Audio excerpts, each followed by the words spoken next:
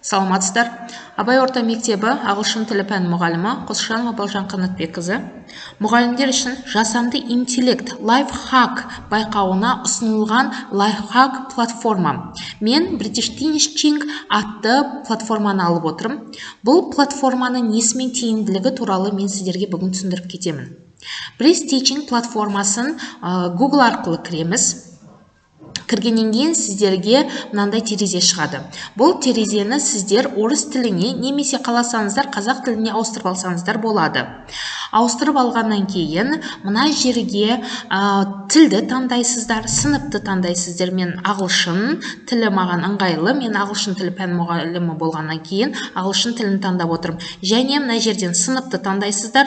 Сыныпты таңдап, қандай тақырыпта сіздерге тапсырма керек? Міне мұндағы жерге жазасыздар. Мен Present Simple тақырыбына тапсырма алып отырмын. Маған тапсырмалар қажет.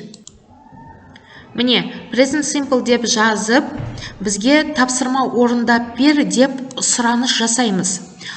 Сіздерге бірнеше уақыт өте тапсырма орындап береді. Міне, бірнеше секундтарда бізге Present Simpleға слайд жасауға болады, Daily Routine Podcast дейді, Verb Conjugation Guide дейді, тапсырмалар түр-түрімен берілген, олар және бұл жерге тестте бар, жайлап шетінен ашып қарасақ болады. Мысалы, бізге мынандай тапсырма берілген екен. Бұл жерде сұрақ жауап арқылы оқушылармен сол Present Simple'да сөйлемдер құрап үйренеді екенбіз. Келесі, бұл жерде оқушылармен диалог құрамыз. Қандай тақырыпта, не екенін диалог құру арқылы оқушылардың сөйлеуін дамытамыз.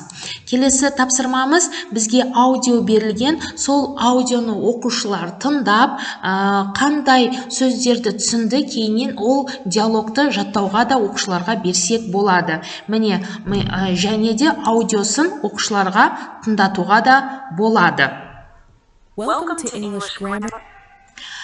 Осылай ойнатылады. Келесі, міне бізге осы сабаққа презентация берілген. Презентацияны мына файл деген жерден біз өзімізге копировать етіп алуға, яғни жүктеп алуымызға болады. Downloadты басамыз жүктеуді, оны жүктеу PowerPoint күйінде, PDF күйінде қалаған күйімізде жүктесек болады. Келесі, және міне тест берсек те болады. Бұл платформа арқылы оқушыларға неше түрлі тапсырма және де презентацияда жасап алуға болады. Сабақта өте ыңғайлы қолдануға. Сабақтарыңыз қызықты болсын, мен ұсынылған платформаны қолданыңыздар.